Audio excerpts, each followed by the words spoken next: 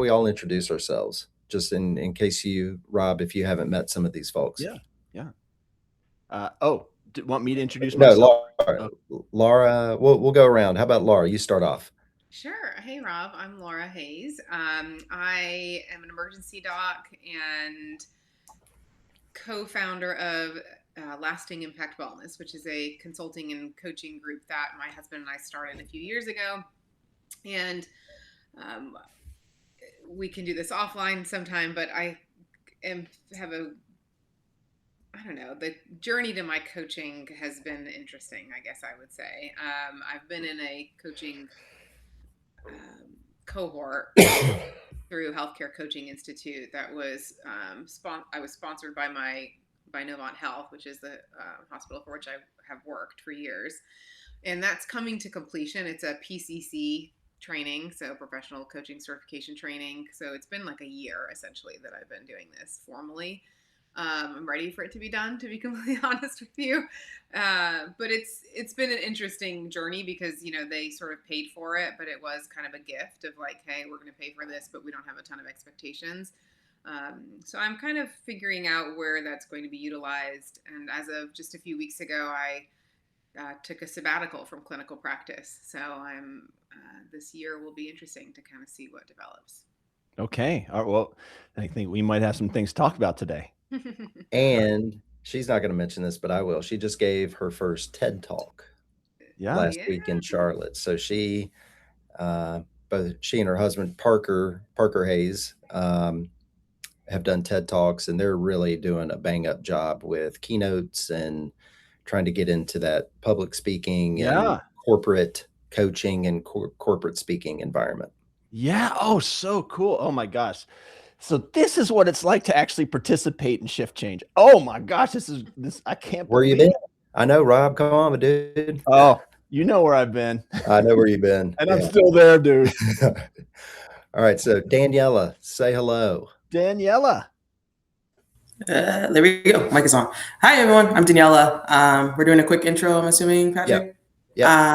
Perfect. So I am an intern in emergency medicine here at UConn. Connected with Patrick via LinkedIn, and ever since then, he's been an amazing mentor. Building a startup called Payscope MD using AI to make physician employment contracts easier to understand, and been learning as I've been going on. And like I said, love coming to these sessions and learning from amazing people. So excited to hear from you, Rob, on what you're doing. Oh my gosh! Wait, you are an intern? Yeah, I guess I can't use that too long because I got 7 weeks left of intern year, but yes. Oh my gosh. I just saw this LinkedIn post that you made about just like it was a story and then a picture of you at the end. And I thought you were an attending, man. Wow. That's amazing. This is so, can I just ask questions? Do I have to talk, Patrick? Yes, you do have to talk, but. Okay. Oh, that's so good. So Daniela, I'm going to brag on Daniela. At the beginning of April, she said, I'm going to have a challenge for myself, and I'm going to connect with 10 people inside of ShiftChange. So as an intern, she has had 10 conversations with other ShiftChange members, and she did an entire write-up about what she learned from each one of them. Yeah. She is the poster child for what ShiftChange can do. Yeah. Oh my gosh. Okay. All right. This is so good. All right. Who's up next? Rob McGregor. Can you talk? Are you available? I can talk. I can't get my camera to connect. I can't alter the camera on this, so I apologize for not having it on. But my name is also Rob McGregor. I'm a recently retired pediatrician who worked about 10 years in the suite at Akron Children's. And as I was transitioning out, got my credentials and became an executive coach. So I'm very interested in the business aspect that you're going to let us know some of the pitfalls so that hopefully I can avoid those. I'm also a co-founder of a not-for-profit that gives barrier-free mental health services to all the docs and trainees in the Akron area.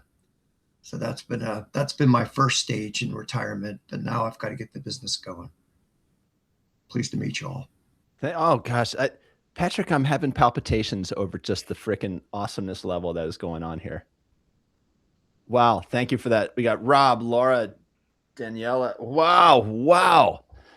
I am so stoked to be talking on what we got more. We got Kevin, we got Tracy. I mean, keep it coming. Tracy, you're up. You're working in the derm clinic, or Kevin, you're up. Whoever, one of you, go. Yeah, I don't know if you can see or hear me. I'm sorry. I was using Claude Code at a coffee shop and I have to drop it off at home so I can keep coding. But I do emergency medicine. I'm kind of like a techie type person. I thought the thing you put together was like super interesting. Been following Rob Orman and for a long time. So I thought I'd just like drop in. My first office hours or conference here. So thanks for having Love me. it. Awesome. And Kevin, are you the Kevin Malloy that I know? We talked once, like I'm always wayward and like, I think we did like an intro session once and I didn't have the funds to continue. So. You know what? Great to talk to you now. All right. Tracy, hello. Yes. Hi, everyone. My name is Tracy Bingaman. I am a practicing physician assistant turned podcaster entrepreneur. I started a podcast 5, almost 6 years ago now in the depths of my burnout when I was really unhappy with the resources available for working moms and for physician assistants who were experiencing burnout. We've pivoted recently into talking about entrepreneurship and some of the things that people can do outside of medicine, because I've just realized inside of healthcare, it's not really designed for sustainability for patients and or for clinicians to be their best selves while they're operating inside of that system. So I host a show called The PA is In, and I'm excited to hear about your experience with podcasting. I am at the office and I do have a patient at 12:30, so I will not be on for the whole Roger that. Okay. I'll talk at 2x. All right. Let's do it. Thanks everybody for the introductions. And Rob, take it away, buddy.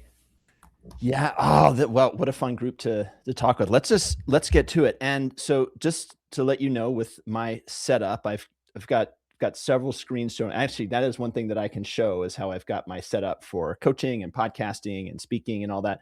But I have in my line of sight, I have the chat. So when things come up, I will see them. Patrick's going to help to mention that, to pull that out. So if questions come up, just ask, because I'm going to talk about what I think is interesting about this, but if something comes up, say, hey, how do I do this in my coaching practice? I'll give you my take. It'll be a take. I can't tell you it's going to be the exact right answer, but we'll talk about it. So I am a full-time physician coach. This is my full-time job. That is my only job. Before that, I was in community emergency medicine for 20 years.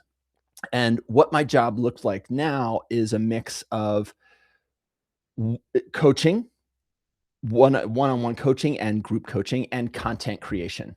So in my one-on-one coaching, my primary focus over the last year or so, and this is most of the docs I work with, has been docs who are on performance improvement plans or FPPEs, kind of the same thing. And this is usually for behavioral issues, communication, and this docs whose jobs are at risk or they're under investigation by the state board for some kind of behavioral issue. And I'll tell you one reason I really like that is because the docs are fully invested and they are really showing up with gusto, and we've got a clear endpoint.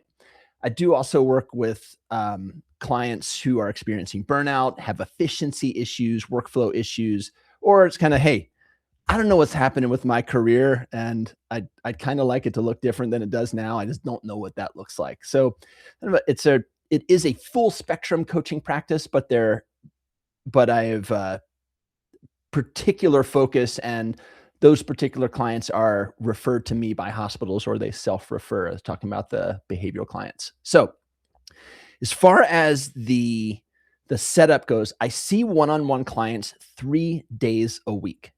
Monday, Tuesday, and Wednesday.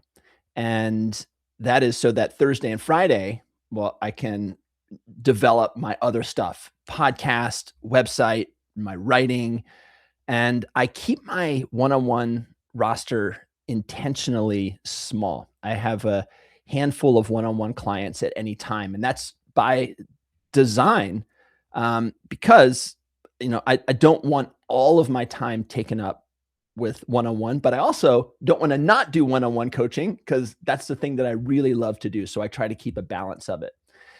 And I would say that most of the time that I spent is making the podcast, writing my newsletter, as far as actual hours in a week.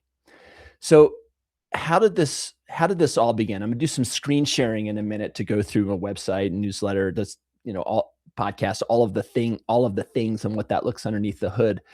So some of you do know me from my previous life, and I was a medical educator. I ran a podcast or education company, I guess it was, called EM-Rap for many years. And I had my own medical podcast as well. And that was called ERcast. It actually still exists. It's sort of a shell of its former self. I sold that to Hippo Education, who runs it now. Actually, I guess I threw shade at that. I shouldn't have done that. So it's just different than it was. But so I had this name in medical education, which had built awareness within emergency medicine. But I will tell you that it was interesting making the transition to coaching. Awareness is just such a key in this industry of kind of just getting people know what you do. And so I was kind of like an actor who had been typecast in one role. It's like you do action movies and now you're trying to do drama. And so I made this switch. Initially, I just started this podcast called Stimulus, as in the space between stimulus and response. And what I did was I took my show. I had this free version of ERcast that got 20,000 downloads an episode, which was pretty good. And I said, hey, told the folks on the feed, I'm changing this to something totally different. I'm changing this to a podcast called Stimulus, where I'm going to be talking about all of the things that we didn't learn in training, but to help you stay afloat, to help you build a career worth keeping. That was not verbiage I used back then. But basically, I changed the podcast within my feed. It was still me doing interviews, still me delivering content. And it was really interesting with this. Anything I ever did with medical education, talking about tibial plateau fractures, intracranial hemorrhage, peds fever, that almost automatically had massive uptake. And you can see it for those of you who are podcasters. You can see what kind of downloads you get. When I switched from the free ERcast feed, and I was actually no longer with EM-Rap, I was just kind of getting into coaching. My downloads went from 20,000 per episode to around 500 per episode. So it was not like, the whole crowd comes along with me. It was there was a core group who followed, kind of liked what I did, but it was just like not the topic. Just not every doc is into this or was into this. So I thought, oh my gosh, I'm going to have this massively successful business from the get-go. I didn't.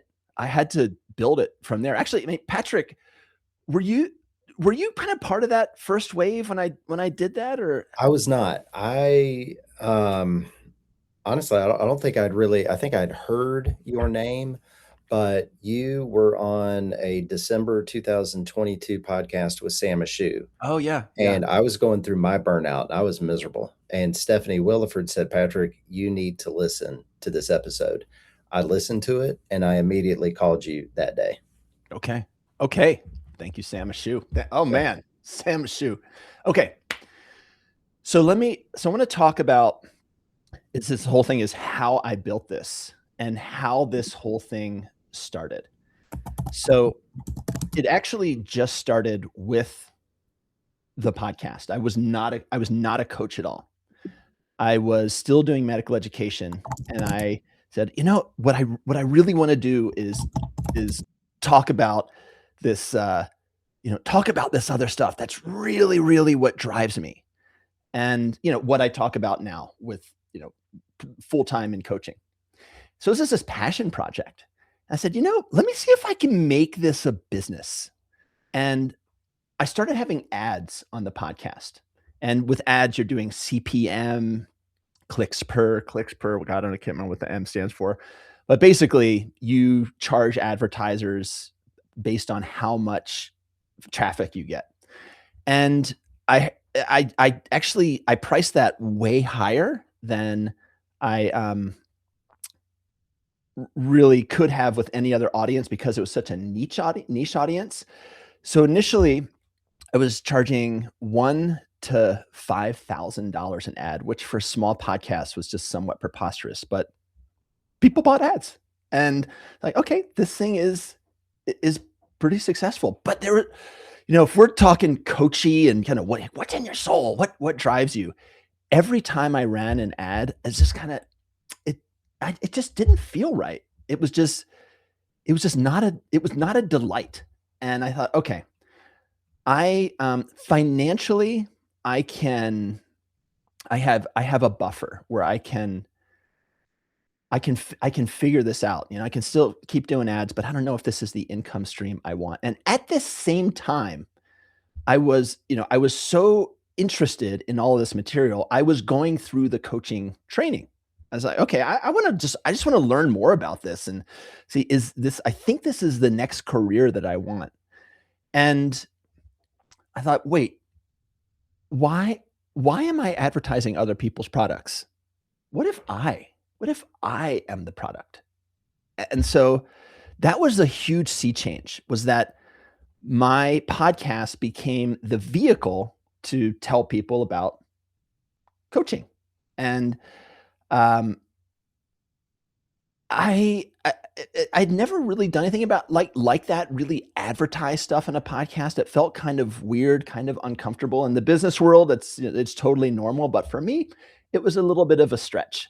So that was kind of all of these things happening together. And I think, how did I build this?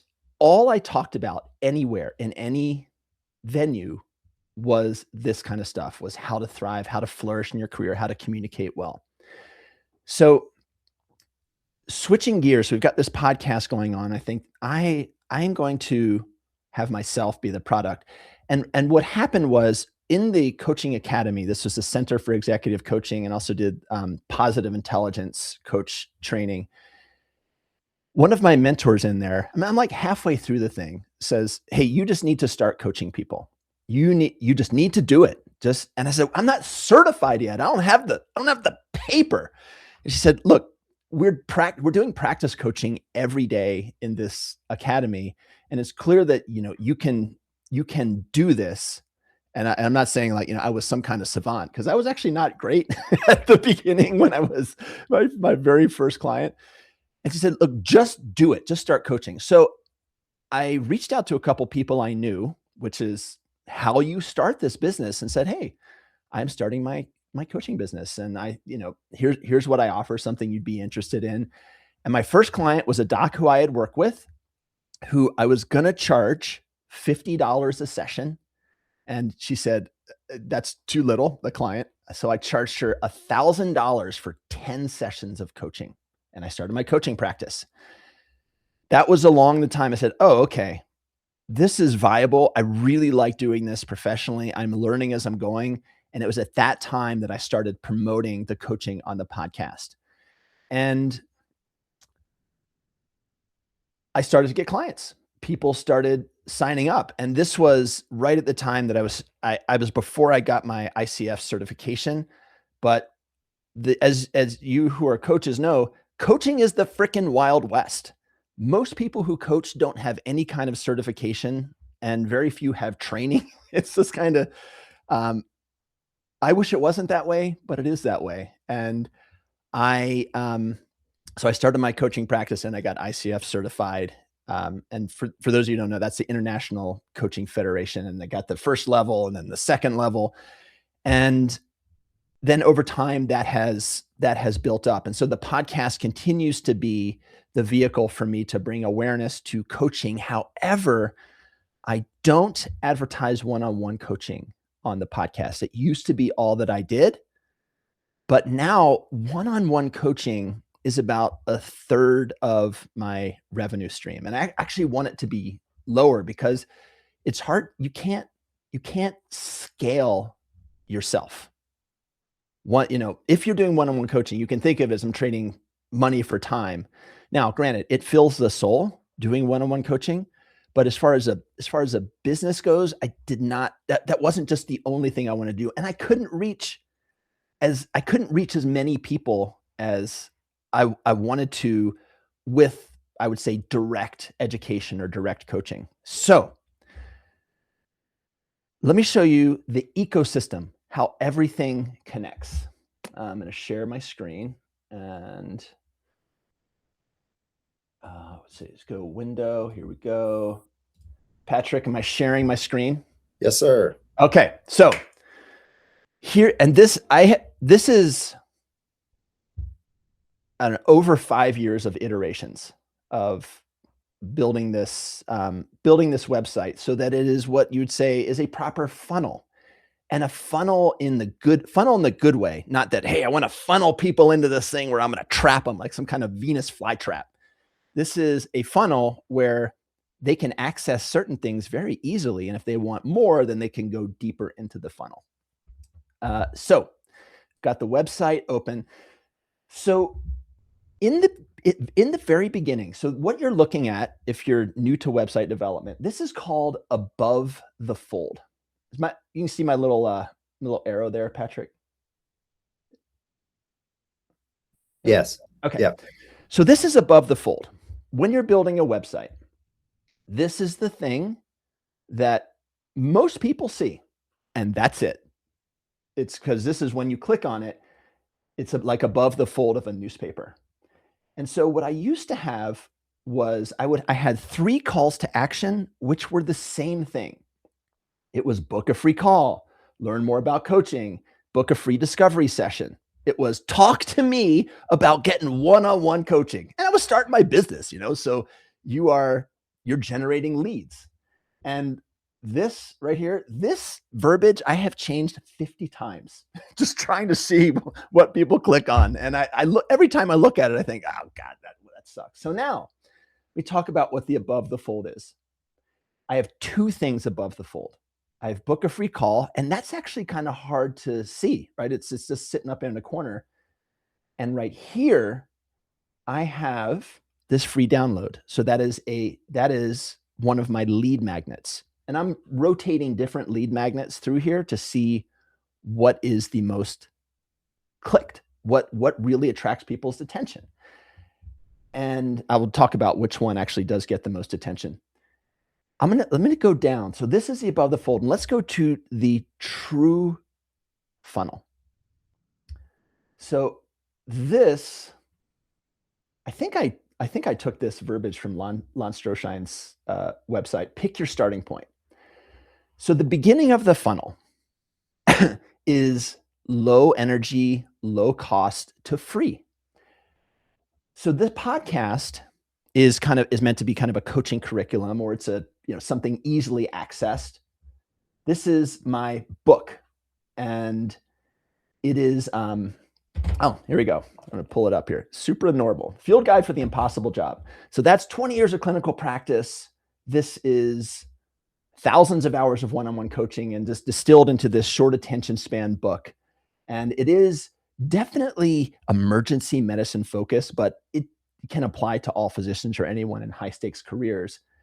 And what this does right here, these 2 things plus the newsletter that I'm going to show you in a minute, is this does something that when I had all of my stuff above the fold be book a call, book a call, book a call, this creates qualified leads.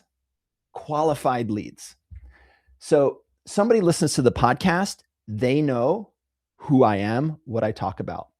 Somebody reads the book, they are truly a qualified lead. They know my story in medicine. They know how I coach. They know what I focus on, what's important to me. They know my tone. So that when they do this, here we go, book a free call, and they just have, unrestricted access to Calendly,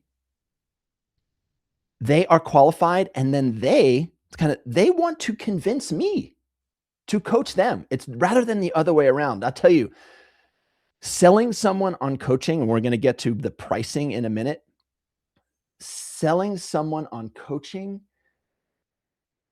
gets really tedious after you do it hundreds and hundreds of times. Just saying, but getting to just talk about their challenges and what the success could look like, I mean, that's just the chef's kiss.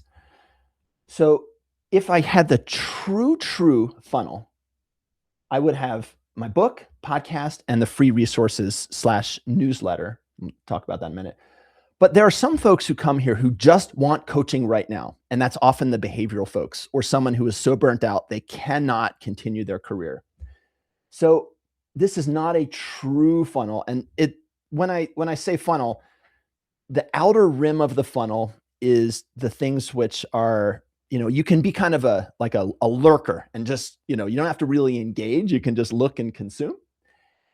But if somebody really wants the one-on-one, then they can do that. So this is the beginning of the funnel.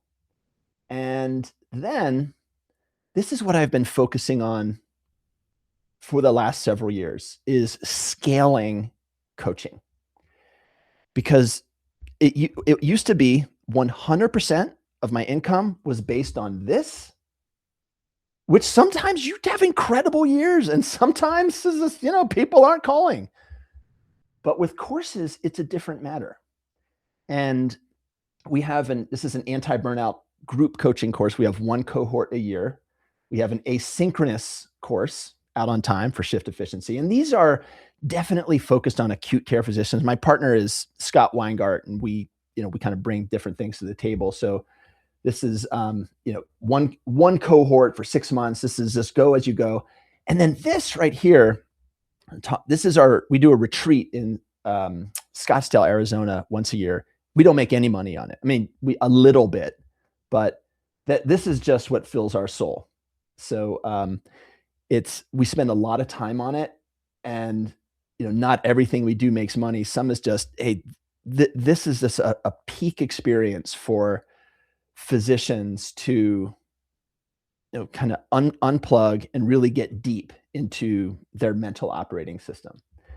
So the funnel looks like book, podcast, and the newsletter. So let's go to, if you click on freebies,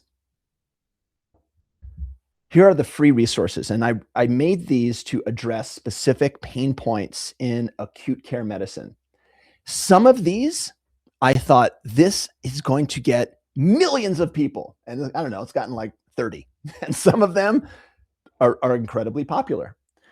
So, documentation templates. This is by far the most popular. Scripting your least favorite conversations, second most popular. Driveway debrief. This is how to detach from work, third most. Guide to calling consults. A lot of residents do this one. A lot of attendings should. And it's just how do you do a consult in 60 seconds and not get any blowback? And then this one here is the current one I have on my web page above the fold. How to recalibrate your medical career. It's a webinar that I did on a framework I have for career recalibration. And then this one, I thought people would be really interested in it. And it's just 13 minutes of how do you do a death tell, at least from my perspective. And this is actually the least downloaded one. And I wonder if it's because it's clinical and all of the other stuff is not really that clinical, or it's just, I don't know, people just don't really care to engage with that. So all of these things are lead magnets. And what is the lead? The lead is somebody's email address. Now, this was a major change in how I did it. I used to have, if you would come onto the website, and Kevin Malloy asked Kajabi, and no, this is WordPress. I have used Kajabi. I've used WordPress for 15 years, and that's just what I do. So what used to happen is if you came to my website, you got, here, let's see if we can get it. And we'll go to Codapaxi. I just got a pop-up from them. Okay. So here we go. Accept that. See if we get one. No, we didn't. We didn't get one. Okay. I used to do a pop-up. I had a pop-up on my, here, I'm going to stop sharing. for a sec. I had a pop-up on my website. I can't tell you how successful that was for collecting email addresses. It was a pop-up, get this resource, it's in the face, people don't have to guess. And that was probably the first 750 email addresses I collected /leads. And I don't think that they were leads for folks who really wanted to stick with it. I would say were very interested in the ecosystem, because what happens when you get a pop-up? Pop-ups are annoying, and here's your free offer. You click on the free offer, you get it, you put in your email, and what is the first thing you do? You unsubscribe. That's what I do. Now, so it was this this real tension. And I mean, I still think pop-ups are very effective, but I just dislike them so much. I didn't want that to be how I was capturing emails. And capturing emails sounds, so transactional, but how I brought people into the ecosystem. So what I wanted was a really high open rate and an involved and engaged mailing list. So when I had those initial those initial emails in the mailing list, I didn't really nurture it. I didn't really have a newsletter. Then I started making a newsletter, and now the newsletter and the podcast, I think, are the two main vehicles of how I communicate with my audience. And interestingly, they're two different audiences. There's definitely overlap, but some people are podcast people, some people are newsletter people, some people are Instagram people, some people are LinkedIn people. It's just, and if you post a podcast on Instagram, I think, oh, I'm going to announce my podcast is here, and you usually get very little traction because people usually don't go from one venue to another. They consume it where they are. And we've learned that lesson over time. So I want to nurture the audience wherever they are. I don't want to spam them with ads or spam them with non-educational and non-quality content. So they get a free resource, they get engaged, do a follow-up email on that. And now the unsubscribe rate is pretty low and the engagement rate is pretty high. And I want to show you how I set up my newsletter. And this is a core part of my coaching practice and a core part of that whole ecosystem I was talking about. So let's go here. Okay. I use ConvertKit. Now it's interesting. This is how many people I have on my mailing list right now.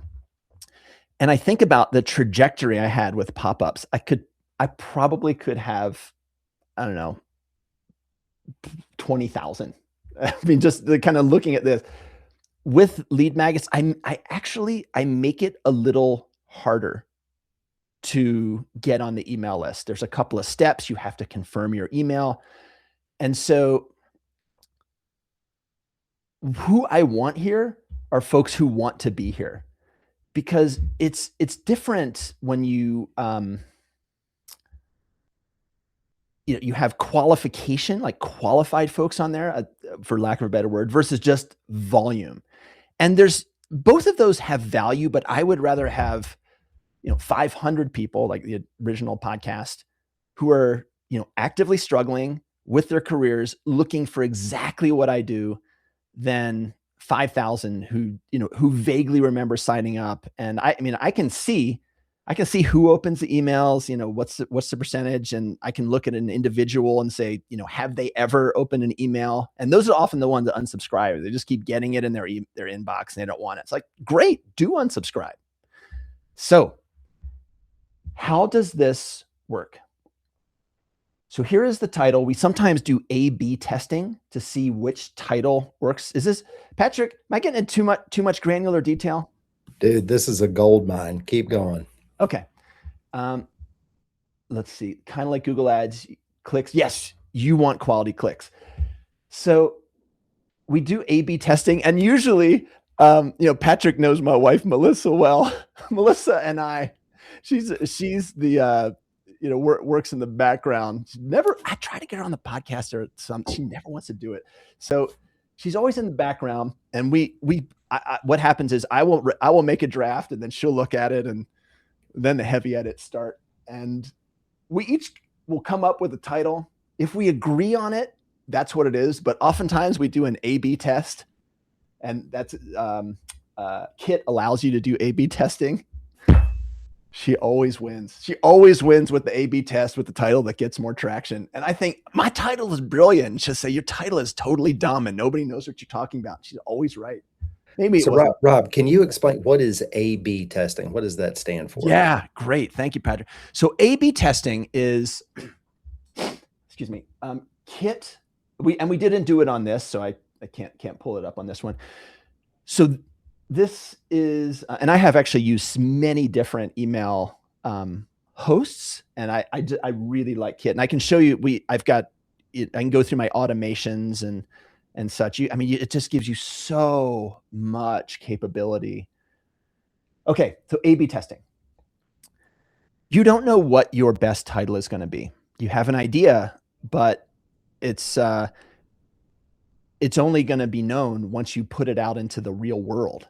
And so you make 2 titles, and you set up a time period where those titles will be tested. And so it's, a certain amount of time. And so that will go out to, maybe 200 people. And whichever one gets clicked on the most during the 2-hour period, that's the winner of the A/B test. So you have A is title 1, B is title 2. And I love A/B testing. And I first learned about A/B testing from Tim Ferriss with a 4-Hour Workweek, which has the most ridiculous cover. And he self-admitted, he's like, this is the dumbest cover. But on the A/B testing, this is what people clicked on. And this is why it got successful. It had this cover that, it makes no sense and I don't like it, but it's what made me a billionaire. So is that clear on A/B testing? Perfect. Okay. So emails, how I run my emails. I've done it in many different ways. A lot of newsletters are, here's what I'm up to. Here's all my products. That's a way to do it for this audience who, we're trying to help them thrive in their career. And this is maybe the only way that they interact with the ecosystem. I want this to be an independent product, an independent kind of island that they can just hang out on and learn. So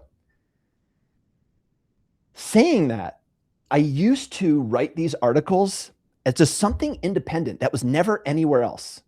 And that took a lot of time. It was not repurposing what I was researching, and it didn't feed the rest of the ecosystem. So now every Instagram post, every podcast, every newsletter, they're all tied together. So this is based on, Magnum PI. What a show. It doesn't really hold up with the test of time. So this is based on this recent podcast episode called Congratulations, You're a Cog. You're a cog. So we click on that and it'll take you back to the podcast episode. And let's see how many people did that. So you can see how many people click on everything. And out of 2,000 people, 69 clicked on that. What people really clicked on was this, which I'm going to show you, which is really one of the purposes of the newsletter. Let's go back here. Okay. So there we go. Click. So it's part of the podcast and I just build on it. And this is something you don't get on the podcast, but this is of a deeper analysis or my take on it, or maybe some research. And the idea with this is I used to write these densely. People skim these. People skim a newsletter. Some people read it deeply. So I do pay attention to what I'm writing and try to make it as lovely as possible. But I also pay attention to make it skimmable. And the way I do that is I try to never have more than 2 sentences in a line. So you read a newsletter that's like got a dense paragraph, you're not going to read that. I mean, unless you're a super fan. So we've got headlines every couple of short paragraphs and very short paragraphs, 1 to 2 sentences. And so in here, I don't want this to be something that's kind of like, you're just like pushing all this material. It's, I'm gonna teach you something and you're gonna carry it with you for the rest of your week. That's how I think about this, is how is this gonna benefit this doc? And right now I am promoting my book. So I have a very soft promotion of it in here. It's just a hyperlink. It's not, hey, buy my book. It says, I talk about this in my book. And what is the thing that I talk about? And then move on. And then I move on. Don't belabor the point. I don't belabor the point on any kind of ad because, right? So here's like a little letter. Love to hear your thoughts. That's always a call to action to get engagement. Whenever somebody emails me, I'll email them back from this. Okay, here. This is the highest click area of the newsletter. Always. So it's what do I want people to be aware of? So now I'm putting my book on there. I didn't realize, Patrick, people are starting to boycott Amazon right when I post my book on Amazon. It's like, man, what is going on here? Oh, well, whatever. Got the podcast now here. This is right there, the most clicked on link right there. So what is this? And it's going to take me to here. I have it go to Linktree. And this was a, I'd say a considered decision, because really where you want people to go is here. You want people to always go back to the mothership. But I have a lot of stuff on my website, and that it's a continual, I wouldn't say battle, but you want people to be able to find your stuff, but everything is here. It's why it's the mothership. The book, the freebies, the podcast, look at this coaching, all these things are here. So I want something that is super low friction. It's kind of, oh, wow, I can see it on one screen. What are the things he has? The book, this course, this retreat, the newsletter, the coaching. And then we've got some lead magnets here, the podcast. So all the things on one page. Linktree, this we felt was, it's kind of a compromise, but it's what gets the most attention. And it's like, if I say, oh, come check out, what did it say? Come check out explore the ecosystem. If I said explore the ecosystem and you come to here, like, dude, what? That's a bait and switch. Come on now.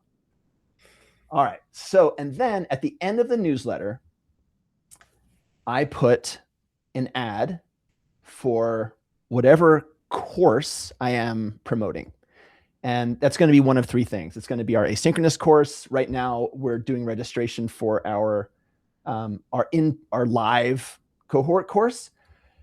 And really, I don't expect a lot of uptake on this. I'll do a campaign and have more newsletters on it or whatever.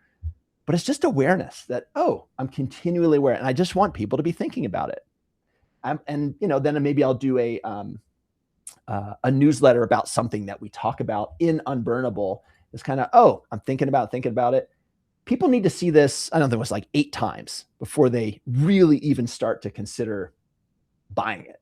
So I think, I don't expect that this is going to get, crazy clicks or crazy, registrations. In fact, the registration is most from the podcast. Those are the ads that get the most conversion, I guess you would say. So let's see. I want to get forward. I want to move on to pricing and such. Any questions on that, Patrick or Laura? No, this is all great stuff, man. Can I just ask really quickly why you chose Linktree? I know you said it was getting crowded on the webpage, but why Linktree and not just a hidden page that's not on your front page, but still linked to the back end of your website. Yeah, and we have. Let me see. I've done that with. I did do a. Well, here just gonna stop sharing for a sec. I did that. Okay. I built something that looked exactly like Linktree on my website. Yep. And it just did not get the traffic. It hardly got any clicks. So that was it was just kind of an A/B test. And I honestly, I don't know what it is about that. Okay. I wish that had a lot of conversion, because that would have been so much better. And maybe, in the future, we continue to iterate. This is just what it looks like right now. We'll try that again. And as you say that, I think, you know what? It's probably worth it, because it's just how this WordPress looks. It's hard to get that. I did the gray bars. I did the icons. There was just something about that engagement on the website getting there that, I don't know, it just did not work as well. However, as you say that, that's going to be a project. Patrick, let's put that in Todoist. Oh, you can't see it right now. Okay. Yeah. So another thing to think about is Caleb Preston, he's the guy that built out the entire ShiftChange user interface. He works a lot with Lovable, and it seems like that would be something that you could probably build out with Lovable or other, kind of vibe coding type. Yeah, I was going to say, this is a job for Cloud Code. And I wonder if you could even run like a research on it as to why the Linktree may have worked. Yeah. And kind of ask the models to tell you like what research could be there for it. Sorry, I don't want to get you off track. I was just a very interesting choice, and I wanted to know if there's more there to it. Oh man, this is great. Yeah, all this stuff you're seeing is iterative, right? You're just catching it at this moment in time.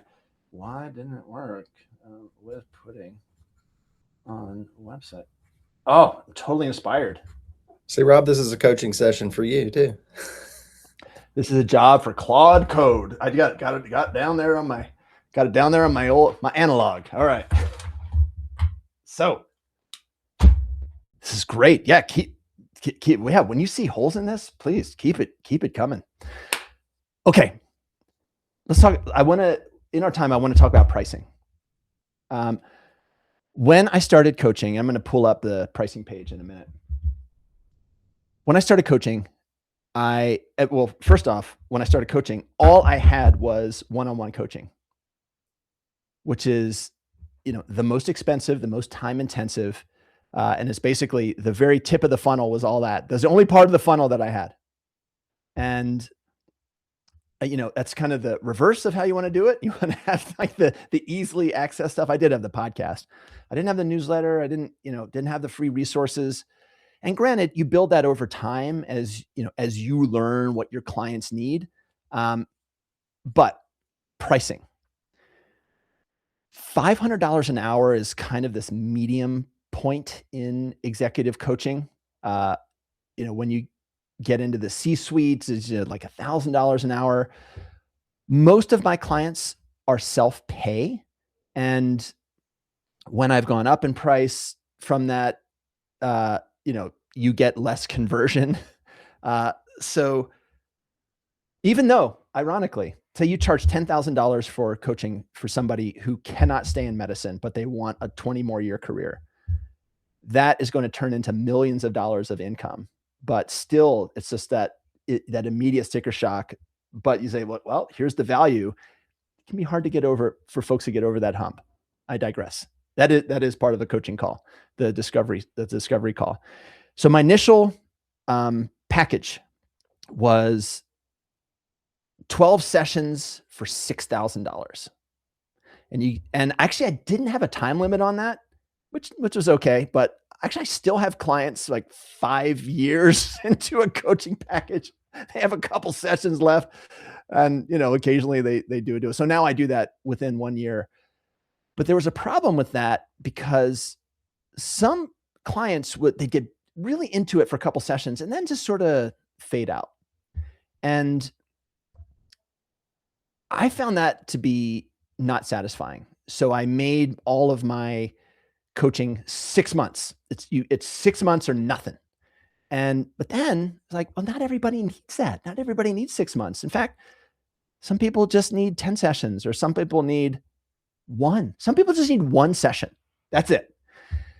And so I let them know what it is that I think they need, just because it's, so many clients over the years. I think, oh, if, I'm coaching in one hospital system, I'm coaching multiple doctors, and one is on a plan and I'll show you what plan that is $12,500 for 6 months. And one is on a 10 session for $6,000 because they have a different problem that is just self-limited, and it's all within the same system, and the system sponsors the coaching. So let's get to this. And I am transparent with my pricing. It's on my website, and I actually want people to see it before they do a discovery session. That is probably not best practice for getting conversion of a lead to somebody who becomes a client. I just don't want to have that conversation during the session. People come in and say, okay, I know what this costs. Let's talk about the coaching. That's what I want. Because usually what it was, how I was taught was, you get the information, you hear the pain point, and you say, okay, how long is this sustainable? Right? So then they think, wow, I don't know how long I can sustain this.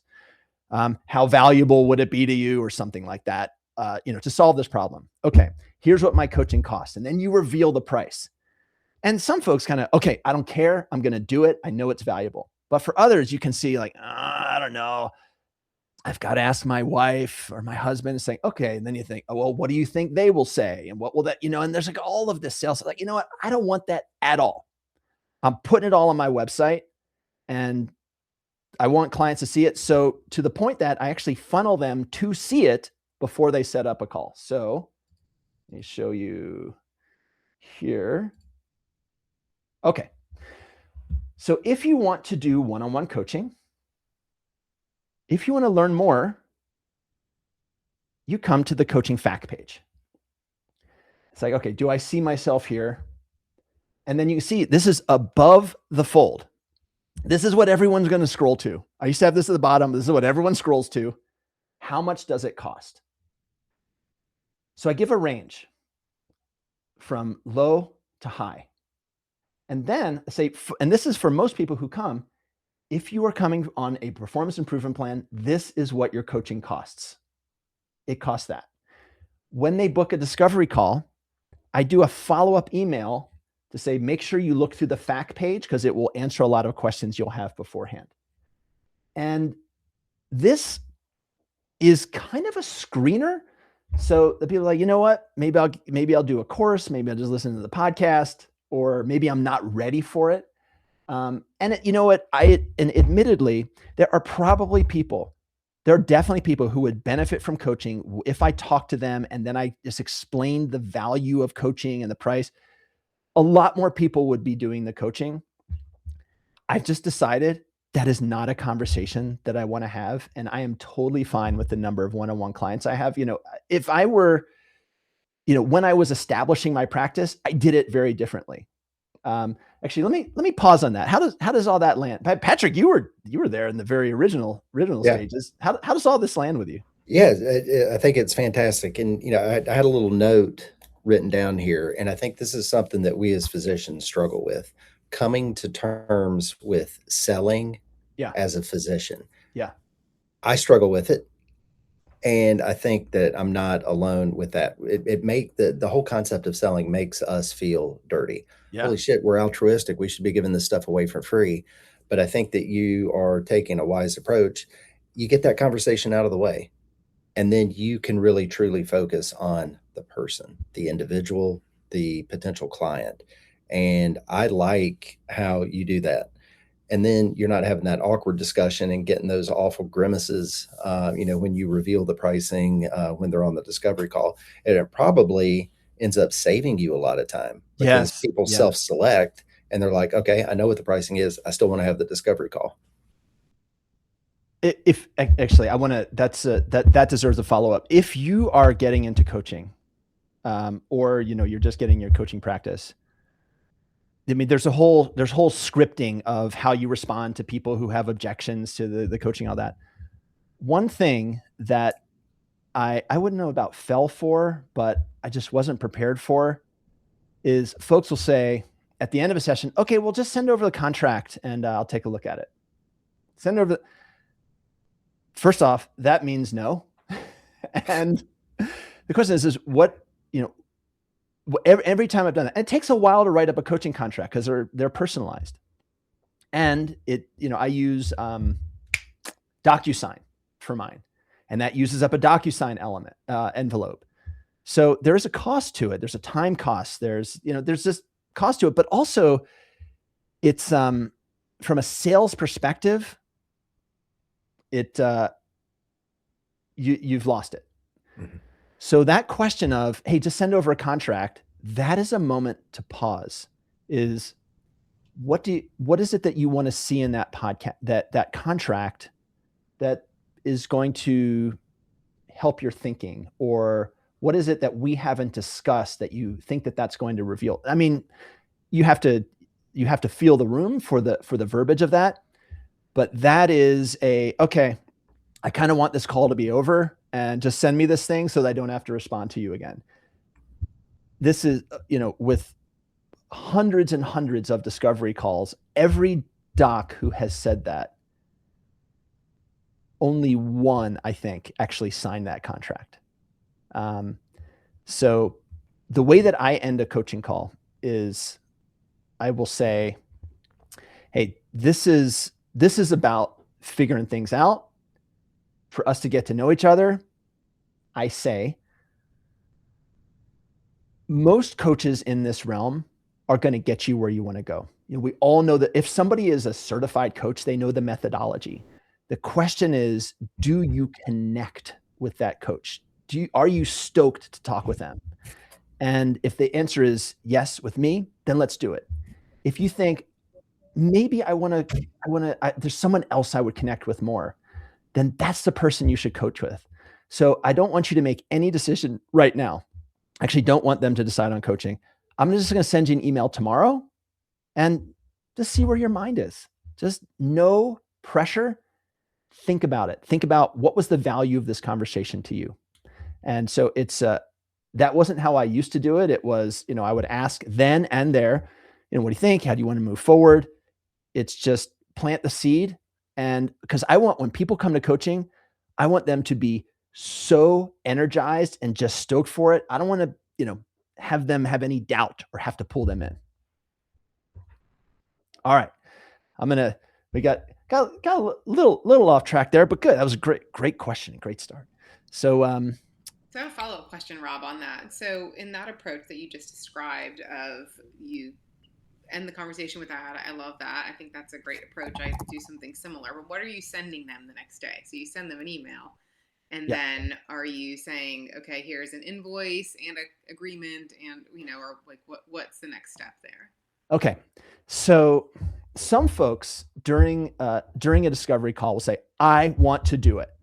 I want to do it. And I say, okay, here's what the onboarding looks like. I will send you a coaching contract. When you sign that, I will send you an invoice. When that invoice is paid, you're going to get a bunch of stuff. You're going to get a self-scheduling link. You're going to get an assessment, and we're going to be off to the races.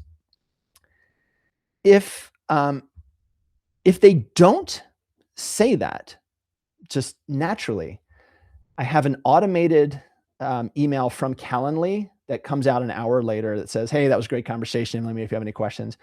And then the next day is, hey, that was great.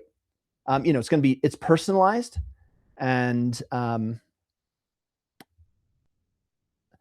tell me what your thoughts are. What are you feeling for coaching? If they, at the end of the conversation, so there's kind of three. There's kind of, I'm not so sure. That's one. If they really want to do it, that's two. If they think, yeah, I'm interested in this. It's not like, yes, sign me up today. I send out a coaching proposal, and it is an email that lists out their challenges. It lists out what they want to do, what the coaching would include. I mean, it's like a mini coaching contract, but it's an email. What would the coaching include? It includes this many sessions or this amount of time. Here's the price, or, what's the verb it is in that? The investment, your investment, not the fee, your investment.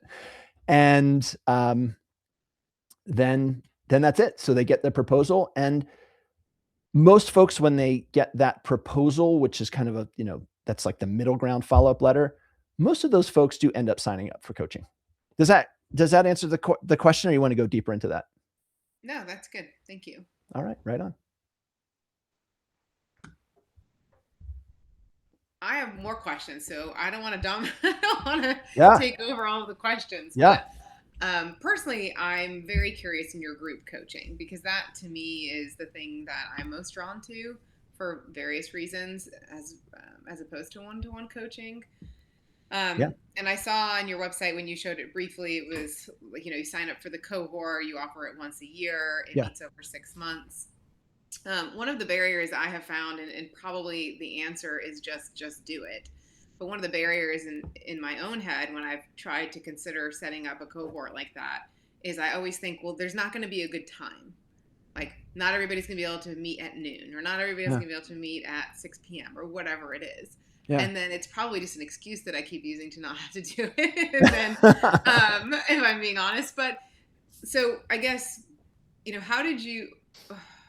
I guess one is how are you pricing the group coaching, but two is how are you deciding on, okay, we're going to meet on these particular dates. It's going to be this many sessions, these dates, and this is the time.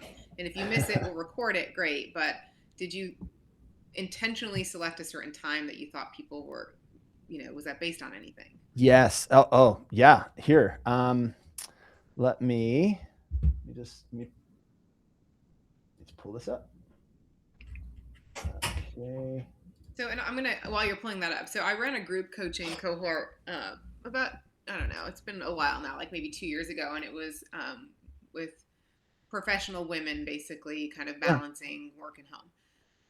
And, people signed up and we ran the cohort, but like, it was just, one of the things I struggled with was finding a proper time.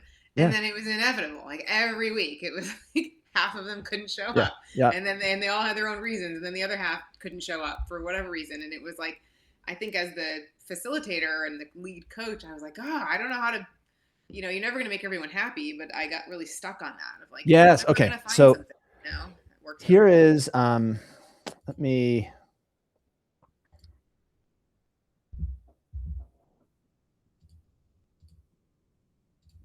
okay. Is this, okay, we got the screen up here. Yeah. This is my partnership with Scott Weingart, Guidewire Coaching, and it's our course, Unburnable. And here is the price right now for the course. And I think you had asked the price. So the other question you asked, how do we figure out the time? Actually, I'm going to stop sharing.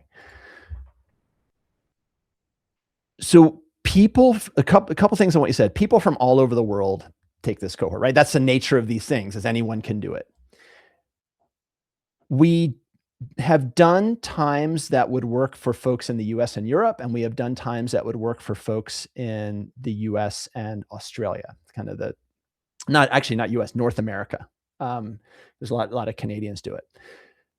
That's our primary audience is North America, Australia, and pretty much like all of Europe. And we picked the first time, and this is somewhat selfishly, when I wanted to do it. That was when we picked it. When would I be most awake and most engaged and able to really deliver on it? And we tried a couple different permutations of that. And we decided, and it was 10 a.m. Pacific time. That was our time. And we give folks a 5-month lead for when we announce that the cohort is open to when we launch it, so that they can set their schedules and have that time off. And it's up to the participant to have that time off. And we did try it later in the afternoon and sometimes early evening, and I was just too tired, and I was just not as engaged with it. And so it is just, when can we deliver the best course? And we found that even when we do it at 10 a.m., which is, not at the great time for folks in Australia, like people still come. So we actually just offer this one. It's just at this one time. It's on Tuesdays. And one thing we found, I mean, this is our 5th cohort of doing this, is we start with a certain number. And this has happened every cohort. Over time, the number kind of diminishes, and it parallels. Then it evens out. And you've got a core group who just shows every week. And then you've got folks who just kind of come in from time to time. And there's certain sessions you'll have more people than others. And we just record every session. We record it and we put it in Dropbox, and we give them a link to the Dropbox, and they can watch the replay. And everybody has access to the syllabus. And basically our syllabus is like our instructor syllabus. We just give them access to everything that we are looking at as we're teaching the course. And that's worked well. Some people end up just doing the recorded version. And we at first were like, we want them to be there really live in person. But you know what? People are going to get what they need. And if they're getting what they need, and they seem to, the folks who do the recorded version get a lot out of it, then that's fine. Our mission is accomplished. So there is attrition. There's varying people are going to come in, and it's, sometimes you'll have a day when it's nobody from the previous session, and then it's a whole bunch of other people. That's just the nature of the job. And, maybe they're tired from a night shift, or they got called in, or something came up in life, or whatever. It's just, I'll get emails right before the session starts, and folks will say, "Oh my gosh, I just, this thing happened. I can't make it." That happened all the time. I mean, this is a group we focus on emergency and critical care clinicians. And we've had, anesthesiologists and hospitalists and pediatricians and psychiatrists, different folks come in. But with who our core audience is, sometimes stuff happens and they just can't make it. And so we've just gotten comfortable that, hey, we're showing up. If one person is there to listen, I mean, it's always more than one person. It's, a lot of people. But if one person comes, we're doing the session. Well, actually, we're doing the session regardless, because it's going to be recorded. Does that answer what you were asking, or shall I go deeper? No, that answered it. Thank you. I appreciate it. You're welcome. And do you max it at a certain amount of people? We, so 30 is about our sweet spot. And yeah, I mean, some we've had more, and it's funny, and sometimes we've had a lot more. It always ends up being the same number at the end. But when we get to that 30, it's kind of, okay, we're sold out. But it's kind of it's a soft sold out. If somebody really wants to come in, they can still come in. But and this is actually with our retreat, we definitely cap that, because in person, we don't want that to be a diluted experience. It's less of a diluted experience online if you have 20 versus 30 people. But if you are an in-person, it's different. 20, 30, 50, like those numbers have a much more dramatic impact on the experience. Thank you. You're welcome. Well, Rob, I think we could probably keep you here for 2 or 3 hours, man. This is absolutely wonderful information, insight. If anybody's got any other questions, maybe we can entertain those and wrap up. But I'm going to go ahead and plant the seed. We're going to be looking at our calendar for another session like this. Planting seeds, baby. I mean, you're like the Johnny Appleseed of networking for clinicians. For sure. But does anybody else have any questions, Minnie or Kevin or Daniela? Bueller. And Ferris Bueller. So I put all of Rob's information over here in the chat, his website, the Stimulus podcast, Guidewire Coaching, his book, also the podcast that got me hooked up with Rob about career disillusionment.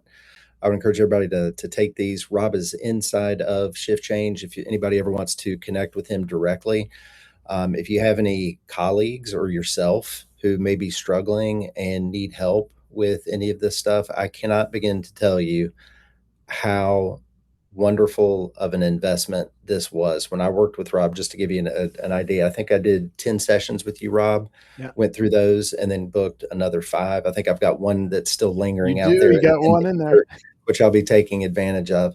But my approach was I was to the point where I was ready to quit or at least cut back the halftime. And after one session, I had skills and a framework that I did not feel the need and the urge to give up half of my shifts. That's the point that I was at. I was like, shit, take them. If somebody else that I work with, if you want half my shifts, take them. And so the investment paid for itself within 2 shifts that I did not have to then give up. So yes, it is a price tag, but it is also an investment. I use this line with Rob. The word investment has 2 letters in the middle, M-E. It was an investment in myself and it paid for itself 10 times over.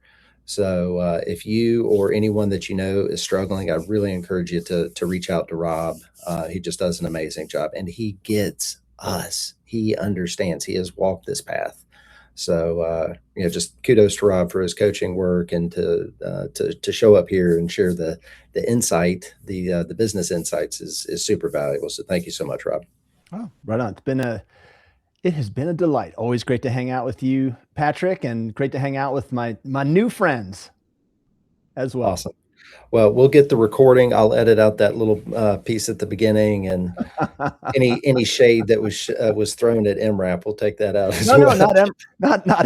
No shade was thrown at MRAP. No, it was just the shell. Yeah, ERCast has become something very different than what it was. Yeah, absolutely. Well, for what it's worth, Rob, I used to listen to MRAP all the time, and at some moments you probably couldn't see me, but when you first started talking, I was closing my eyes and I was like remembering your voice. It was just kind of funny. It's like I remember hearing him. That voice, yeah. You're a legend. This is great. Thank you. He is indeed a legend. Well, everybody, thank you all for joining. I'm going to ask one favor. Share inside of ShiftChange what you learned from this session. All right. That's the only request that I've got. And we'll get the replay up soon. Rob, I'll send you the whole unedited raw version so you can splice it and dice it and use it for whatever you'd like. Great. All right. Take care, all. Thanks, everybody. See you in the ShiftChange. Awesome. Thanks, guys.